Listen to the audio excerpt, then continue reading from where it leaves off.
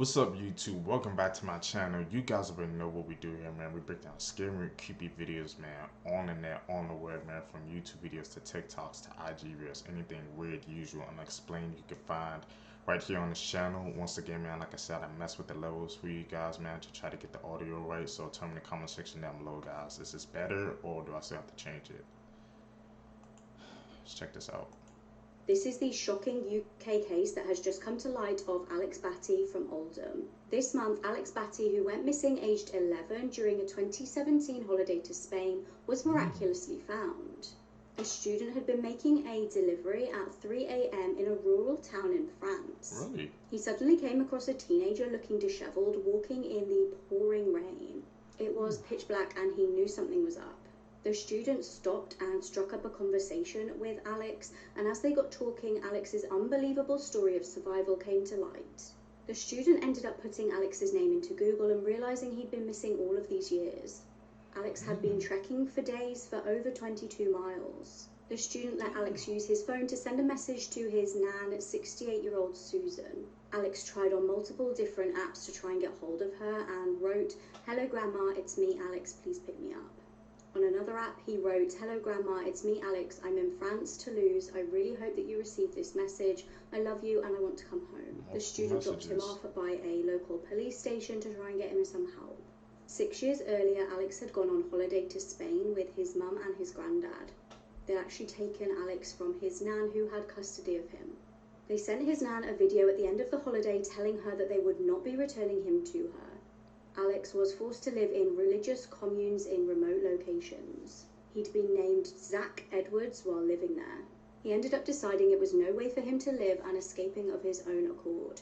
Police are currently hunting his mum Melanie and the granddad. Alex was reunited with his nan and said, "When I got back to Manchester, it was raining as usual. I was driven back to my grand's house and I walked in the door and she's in the living room. I started shaking and just gave her a massive hug." This is the only... That case is freaking crazy, man. But to hear that his own mom and his own granddad was the kidnappers, bro, that makes the freaking story 10 times worse, man. They say the grandmother had custody, obviously for a reason. And then for them to just take him from her, bro, and this to hear that he was trekking for like 22 miles before he saw anybody, man. Anything could have happened to him, man. So thankfully nothing happened to him, man, and he just survived that, bro.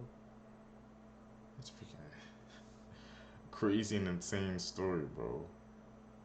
Man, I need you guys' thoughts on that one down below, bro. I can't believe, like I said, usually sometimes people, the kidnappers will be people you know.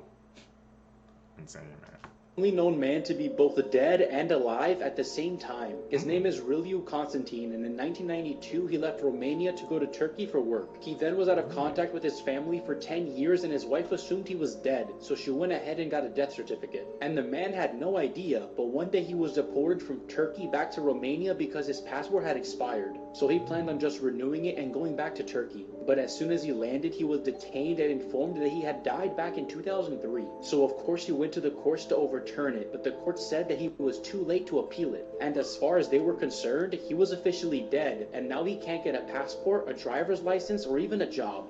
Videos that... That's crazy, bro. You can be declared dead and alive at the same time? I've never heard that before, man. That's a first. Like I said, we're watching these videos where you guys be freaking expanding my minds. He can't get a job, passport, license, nothing now because his freaking life got freaking ruined because he got deported back to where he came from, man. I'm trying to figure out why didn't he contact his family for over 10 years after he went to go look for work, bro. I think that's the real question we need to be asking. What was going on there? For him to leave to find work and just to don't contact your family for 10 years and the wife just declared him dead. But you can't blame her because yeah, she ain't seen him over a decade, so she must have thought something had happened, man. Mind blown case. Thoughts down below. that can never be explained. The hell is A that? police body cam captures lady vanishing out of nowhere. Hey, how's it going? I was speeding, wasn't I? Yeah, you completely blew past that stop sign in front of me. I'm so sorry. I literally didn't even see it. No This is my worries. first time being pulled over. Alright, can Can I see your driver's license registration, please? Yeah. Not a big deal.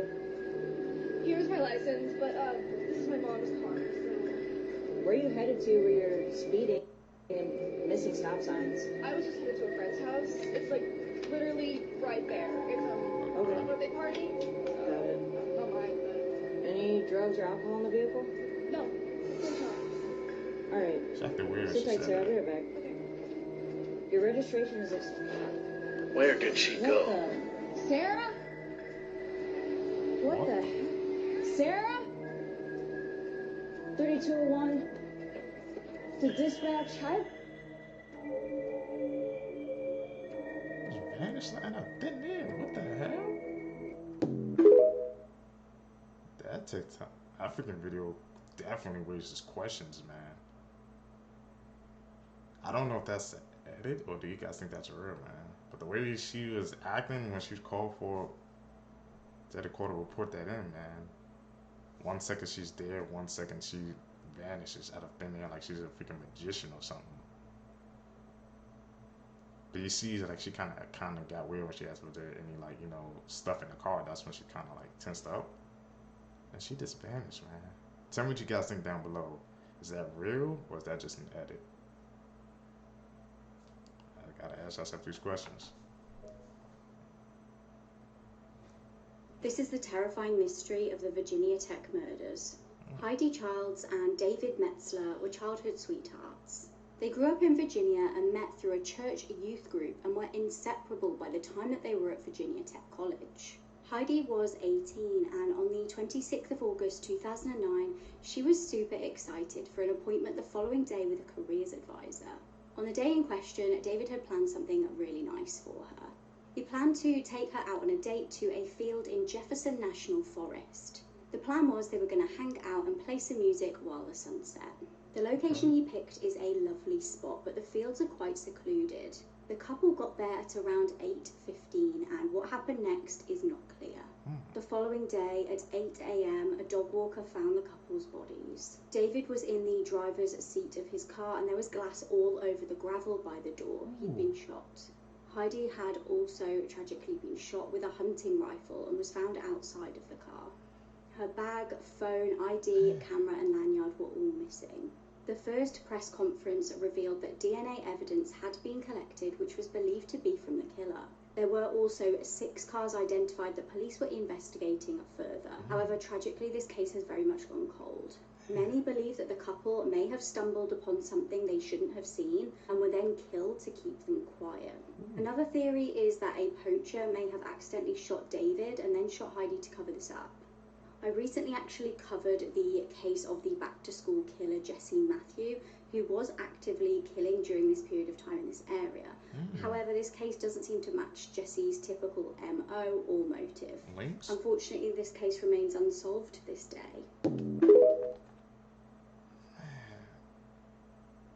You hear that, man? Freaking sweethearts, bro. He wanted to take her out for a good time in the fields, man. But she said it was secluded, that area, bro. That's how. You gotta be careful, I guess, the areas I guess you go to, man. Especially like I said, if it's a secluded area like that. They freaking like they said had 6 cars in the area, but the case went cold. Like imagine that, man. You have all that info in the case still going cold. So something is definitely like happening with that case, man. I need to do some more research into that case, see if they still solve or if it's still a cold case, bro. Tell me what you guys think down below, man, about that case, bro.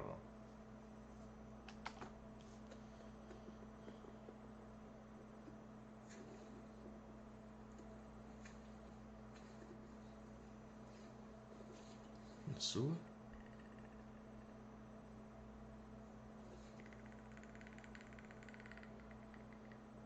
I don't like that sound. This man took a photo of his killer a second before he was gunned down. 35-year-old Reynaldo Daxa was celebrating New Year's with his family in the Philippines and took this photo of his wife, daughter, and mother-in-law outside their house. But as he smiled for the photo and waited for midnight to strike, there appeared to be two random men in the background. And as soon as Reynaldo clicked the shutter, this man aims at him and pulls a trigger. So here's the thing, Reynaldo was a politician and was one of the few that did not tolerate gang activity at all. He made sure that criminals were put behind bars and served a long sentence. And with that being said, these gang members did not like Reynaldo, and so they hired two men to murder him. Unfortunately, Reynaldo did not survive, but these two men were easily identified because of the photo that he took showing their faces. Man, speaking crazy, man, like I said, it's the small things you never know, man. He was just trying to take a picture with his family, bro, and it ended up costing him his life, man. It cost him his life, but those, like I said, those two guys were easily identified, I guess, yeah, because of the picture he took. So every day, all the actions might have freaking consequences, bro. They wasn't getting away with that, man. He quite literally caught them. I'm like, freaking, okay, bro. Right there, plain to see, man. All because he just wanted to keep violence down and because he was against crime, bro, as anybody should be, and he paid the price for it. Crazy case, man. This man was just trying to fight evil, bro, and look what happened to him, man. Tell me what you guys think down below about that case, bro. I was forced to stay awake for 30 days straight. They call it the Russian sleep experiment. They put 5 of us into a room and released a gas. That made it impossible to go to sleep. We were all captured war prisoners. They were studying us to see what would happen to a human if they stay awake for 30 days. Day 1, everything seemed fine. We were promised freedom after we completed the experiment. But as the days went by, our conversations grew darker. Paranoia took hold, tearing us apart. On day 9, one of us started screaming uncontrollably until his vocal cords gave out. The rest of us smeared our own feces over the glass so they couldn't see us. On the 15th day, they needed to know what was happening. They turned off the gas and opened the doors. They were not ready for the horrific scene they were about to walk into, flesh torn. We consumed our own bodies, desperate to stay awake. We didn't want to leave anymore. We begged them to turn the gas back on, but they refused to help us. Somehow we were able to survive all this, but we knew it would be the end when we fell asleep. Remember us, remember our torment. Okay, the Russian sleep experiment. Bullitt County mom charged with murdering her 2 young sons was back in court today. Tiffany Lucas was arrested last week after her 2 sons were found shot inside their Shepherdsville home. The victims were 6-year-old Maurice and 9-year-old Jaden. It was a neighbor who found the kids in a bedroom. They were rushed to the hospital but died. During today's hearing, a detective said both boys were shot in the head, and he talked about questioning Lucas after that shooting.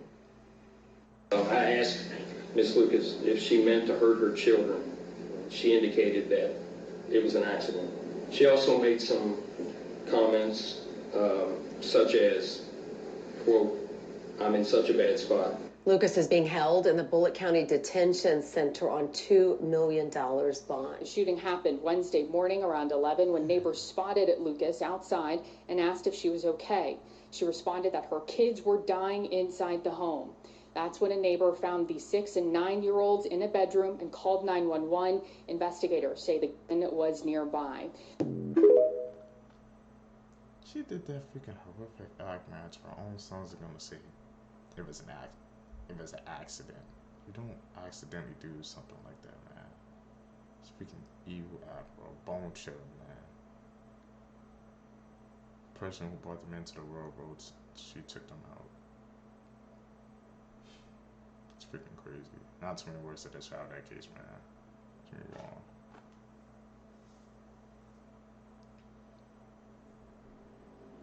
Once again, like I said, I got caught when I see it. That's the edit. Tell me if I'm wrong or not. I want to know. We need to talk about one of the worst accidents that ever happened on a horror film set, because I don't really see this moment talked about much. So this accident happened on the set of The Exorcist, which is already a movie that plenty of people think was cursed, hence why I did a whole episode about it. But in the movie, Linda Blair plays this little girl named Reagan who was possessed by a demon. And the way that the film shows you that she's possessed are by these contraptions that they built for her. This is one that makes her levitate, but there was also this one that made her thrash around. To use this device, Linda had to be sewn into a plank, that way her back was supported while it was thrashing around. And mind you, the people controlling this device were adult men, and Linda was a child. So during one take, Linda actually became untethered from this device, meaning that her back was no longer supported. And you can see it in this take, but watch as she starts crying after the director calls cut. That's because Linda had just broken her spine. The director and the other adults in the room all thought that she was acting up a storm when in fact her screams and cries were from her spine being fractured. Anyways, that's only one of the many wild things that happened on this set, so check out the episode for more. This man got to... I need if you can check that out, bro. The Exorcist, man. Like I said, if you can hear about that movie, how they said like it completely like portrays real exorcism stuff like that. But to hear that the freaking child actor, like she freaking broke her spine on that, man. You can see why people think that movie's freaking cursed, bro. You know, people either like they said they thought she was acting up a storm, but obviously she wasn't, man. There's some more freaking behind the scenes, what happened behind that movie. Some creepy facts. Definitely gonna have to check it out. Come back with you guys with some info when I find on that one.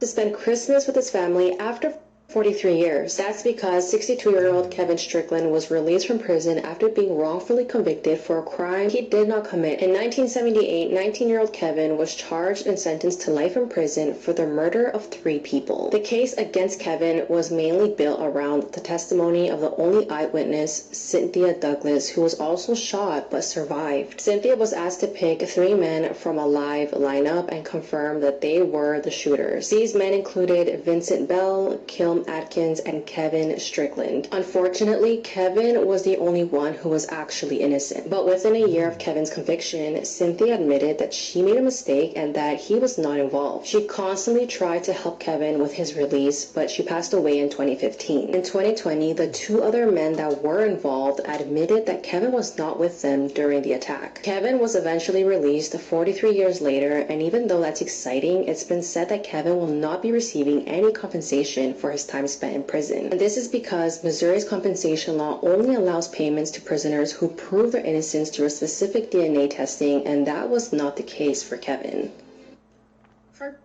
What? He got wrong for all those freaking years, 43 years, and they're not gonna try to compensate him because of the DNA testing, man.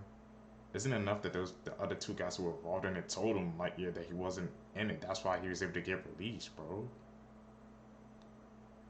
Shows you how freaking corrupt, man, this justice system is, bro. Like, imagine you not doing a crime and you getting convicted and for life too for a crime you didn't commit. I can't even imagine that, bro. Like how angry you would be just locked away knowing something you didn't for a crime you didn't commit, you didn't do. That's why you gotta be careful, man. Bro. You never know what could happen to you. You guys know the drill. Heartbreaking story coming out of Oklahoma, guys. This 8-year-old little boy suffered a gunshot wound to the head while looking at Christmas lights with his mother, who was also delivering food for DoorDash. This happened on December 10th around 8 p.m. in Lawton, Oklahoma. His mom had stopped the car and then reversed the car a little bit so he could look at some more lights, and that's when shots rang out. The mother was driving, but she had 2 of her sons in the vehicle as well as her mother-in-law. She said that she drove away as fast as she could. Her sons' names are Waylon and Zach. Waylon told his mom that he could see his brother Zach bleeding, but he didn't know where from. That's when she drove as fast as she could to the hospital. The little boy suffered a skull fracture and a blood clot to the brain. He is alive. They say that he is having a little bit of trouble processing things and can't sit up on his own yet, but other than that, he's doing amazing. Police did make an arrest. It was someone that was 30 years old named Julian Phillips, and apparently they had no connections with the family. It's such a miracle that this little boy survived. Breaking news, someone is still... It's freaking insane, bro. Like, imagine it was just freaking Christmas like a couple of days ago. Imagine you just like looking at Christmas lights with your family and stuff like that, and unthinkable happens to you, man. Always have to be freaking aware of your surroundings, bro. Thank God, man, he survived. The little boy survived, man. That's freaking crazy, though. Like, how I've looked at freaking Christmas lights before, man. This makes you skeptical, bro. Like, wonder if you can go out, man. This world is like freaking so crazy. You can't even look at Christmas lights anymore without something trying to happen, bro. Thoughts down below. Stolen a 50-pound tarpon from the Bass Pro Shop aquarium. The event took place this week at a Bass Pro Shop in South Fort Myers, Florida. Deputies say the man took a large fishing net from the store, headed to the large fish tank, accompanied by 2 others wearing a GoPro camera. Shortly after, a Bass Pro employee said, quote, "Someone came up to me holding a scale of a tarpon and said, 'Look, someone just stole a tarpon.'" Bystanders then pulled out their phones while the man was committing the crime. Here's some of the video.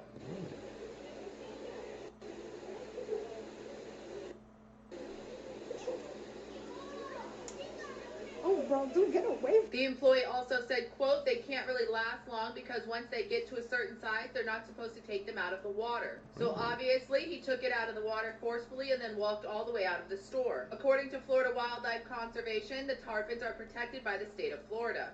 Anyone possessing the tarpon fish without the required certification is strictly prohibited.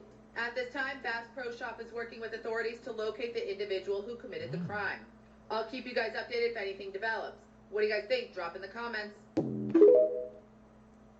So he just walked into a Bass Pro Shop and just took that type of fish and just walked out, man?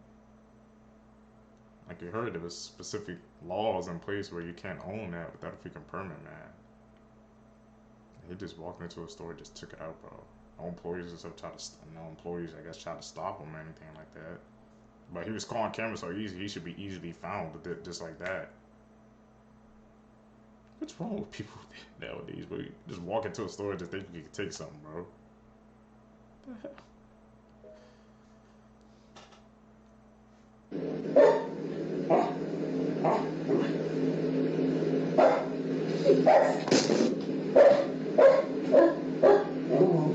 Had it. Call it like I said. What does she want to do first? Oh, we're doing a spa day. We booked a spa day. We're gonna go get her pedicure, manicure, facial. She was on the beach yesterday. Haircut, colored if she wants. You know, the works, bring her shopping. She can't wait to go clothes shopping with Mia. So it's gonna be a whole day of events the following day. Maybe that night that she gets released, we'll do the Christmas with her. Let her open a ton of gifts. She sure did. She's been married for over a year. We support her in every way.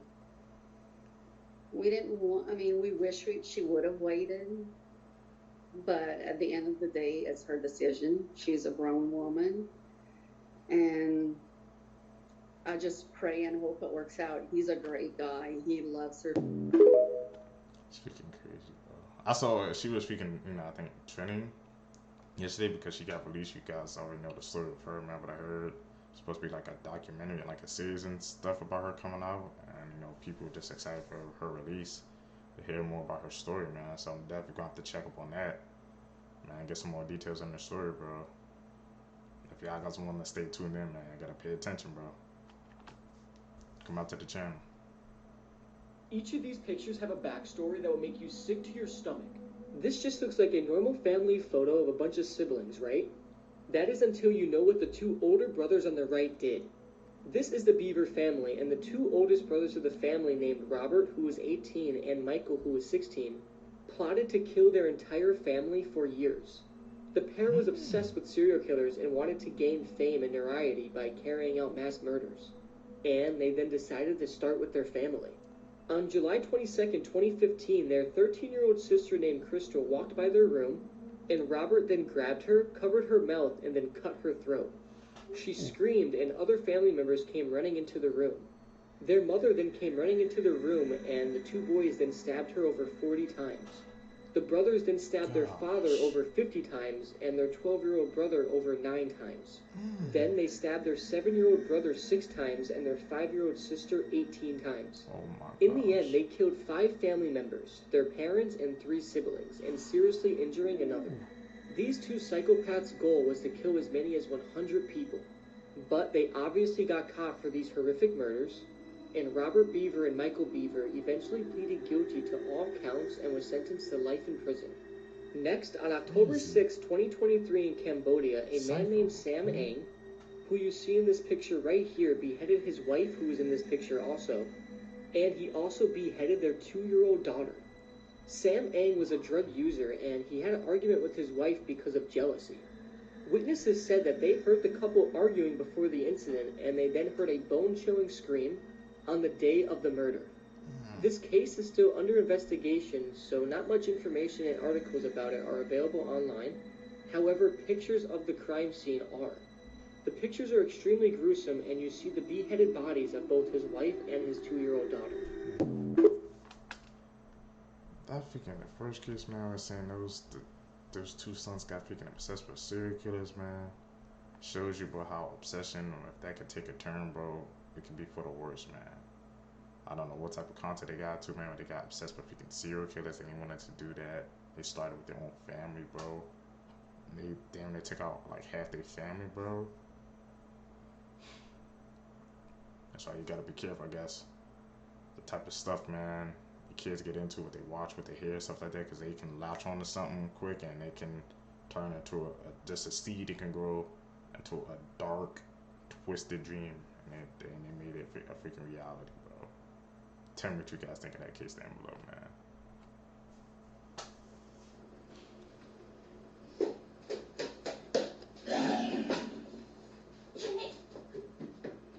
Once again, I think I'm gonna have to call edit on that one.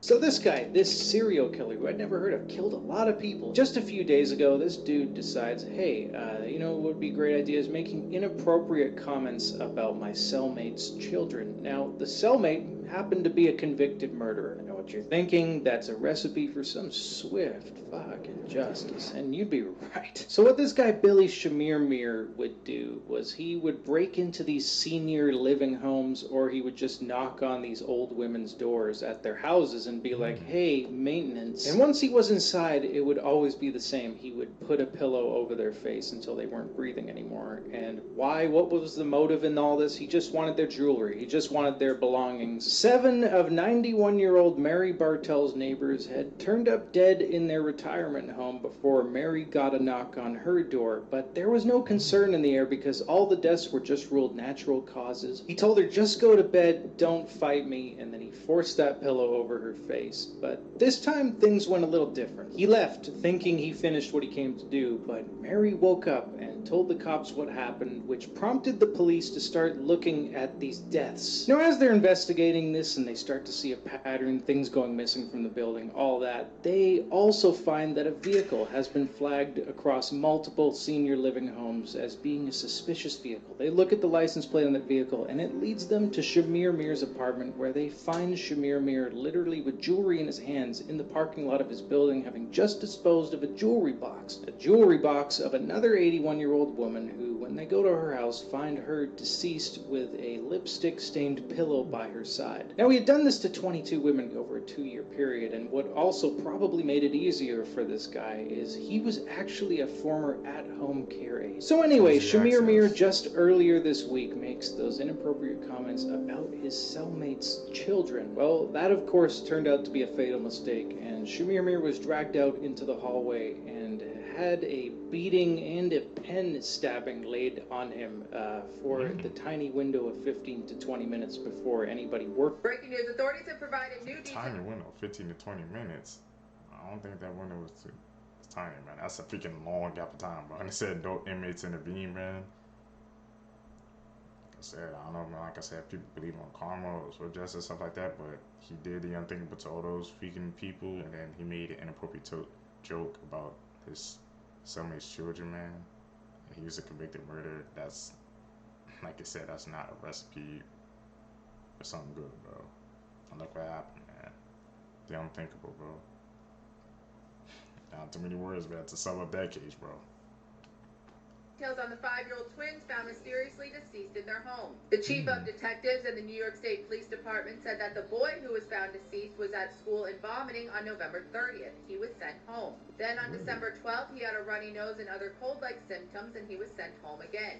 In addition, the mother of the two said that the daughter had recently had an ear infection, had vomited, and been biting and spitting at school. However, she also told authorities that she never took either one of the children to the doctor. The last time both children were seen alive by their mother was Monday at 5 a.m. in their apartment. She said she woke around 11:20 a.m. and found them stiff and cold in their room. She immediately said she called 911 and began performing CPR. Emergency workers continued life-saving measures. However, the children were pronounced deceased at 11:30 a.m. They've also confirmed that the father of the two children was not home and was at work at the time. Furthermore, authorities have also confirmed that carbon monoxide has been ruled out. That Monday, they also confirmed the children had not been feeling well and did not go to school. When authorities located the two children, they also confirmed that they were both foaming at the mouth and nose. Friends and neighbors of the mother said that she was downing and the twins were well dressed, well nourished, and attended school. They had plenty of toys in the building. Furthermore, they also confirmed that there had been no reports of CA or DV in the home. The mother was also taken to a local hospital to be checked out due to her mental state. However, she did not have any injuries. I'll keep you guys updated if anything develops. What do you guys think? Drop in the comments.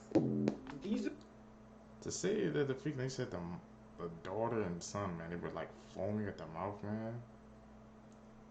I don't know what happened. Was that like babies or something like that?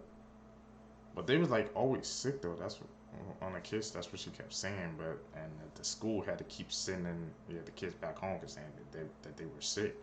But they said the mom never took them to the doctors or anything like that. That's the question we need to be asking. That's the one that's like raising red flags in my mind. I'm like, why didn't she take him to a doctor? Like, what was wrong with them? They did the kids. They said there's no abuse and nothing else was found. So I think that's the questions people need to be asking. What do you guys think down below?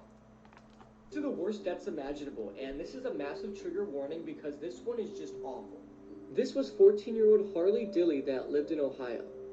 Harlee was last seen alive on December 20th, 2019.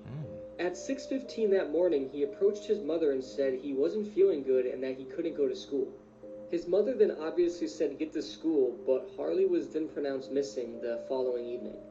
It was normal for him to be gone overnight, but as a 14-year-old, that's kind of odd to me. Harlee also had autism and ADHD. When he was reported missing, police searched all of his friends' houses and his ex-girlfriend's house. They obviously searched his home as well, but he was never found. A month went by and Harlee was still not found. This was until police got a tip to search a house that was in Harlee's neighborhood. The house was under renovation, so they just looked into the windows, and they didn't see anything. The police then entered the home with permission from the owners who were not staying there at the time. And they were then immediately hit with the smell of decomposition. And while searching the second floor, they found Harlee's jacket next to the fireplace vent.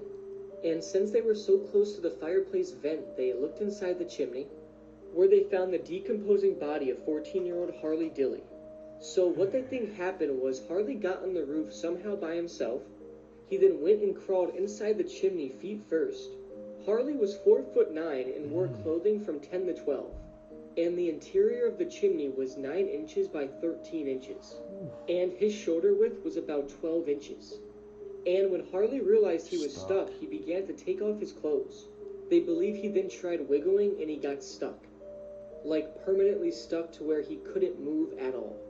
This is the chimney he was stuck in, and they say his right hand was stuck behind his back, and his left arm was stuck against his chest in a way of which his forearm was touching his chest.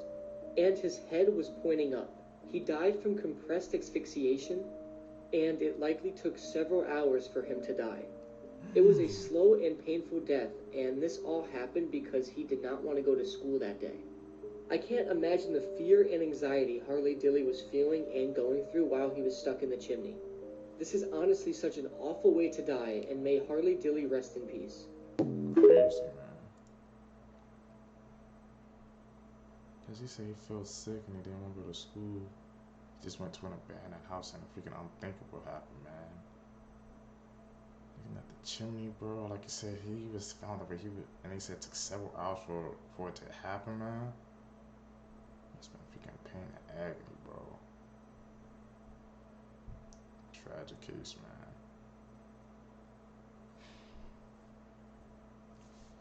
YouTube, that's it, man, for this video for you guys today, man. Like I said, guys, when I watch these videos together with you guys, man, like I said, always you guys do your own research. Like I have to do my own research as well. Don't believe what the videos say, don't believe what I say. It's always up to you guys to find out the truth and then determine it for yourself. Once again, man, tell me in the comment section down below, guys, is the audio good, man? Like I said, I've been messing with the levels. I'm trying to get it right for you guys, man. So really appreciate the support. Like I said, hit that like button, hit that subscribe button, man, so we could grow even faster. We could hit this algorithm even faster, man. We're trying to hit 1,000 subscribers, so let's do that. You guys are gonna catch you in the next one, man. I'm out. Peace, YouTube.